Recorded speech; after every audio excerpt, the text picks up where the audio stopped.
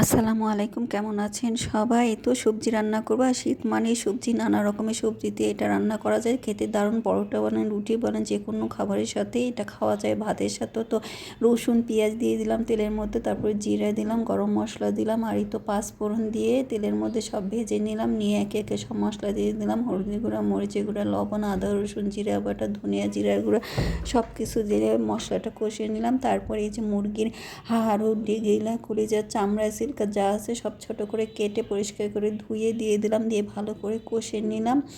নেওয়ার পর একটু হালকা পানি দিয়ে একটু সিদ্ধ করার জন্য দিয়ে দিলাম। এদিকে পেঁপে আর মিষ্টি কুমড়া কেটে রাখছি, সেটাও দিয়ে দেবো। এখন মাংসটা কষানো হয়ে গেছে, দিয়ে দিলাম সবজিটা দিয়ে কিন্তু কষানো যাবে না, একবারে পানি দিয়ে আমি নেড়ে চেড়ে উঠে দেবো। যদি আপনারা মাখা মাখা করেন একটু ঝোল রাখবেন, আর যদি শুকনো করেন তাহলে শুধু তেলের মধ্যে ভাজলেই হবে। তাহলে কড়াইতে দিলে কিংবা ফ্রাই প্যানে দিলে ভালো হয়। যেহেতু আজকে আমি একটু ঝোল ঝোল করবো, এই জন্য হাঁড়িতে দিচ্ছি। আর এই তো পাতাকপিগুলো দিয়ে দিলাম, কিছু কাঁচামরিচ দিলাম, দিয়ে নিয়েছে। আর পাতাকপি যেহেতু পানি বের হবে, থকথকা হবে, খেতে কিন্তু দারুণ। পরোটা বলেন, রুটি বলেন, ভাত বলেন, যে কোনো খাবারের সাথে কিন্তু এই সবজিটা খেতে দারুণ লাগে। আর পাঁচফোড়ন দেওয়াতে মুখের স্বাদটাও বেড়ে যায়।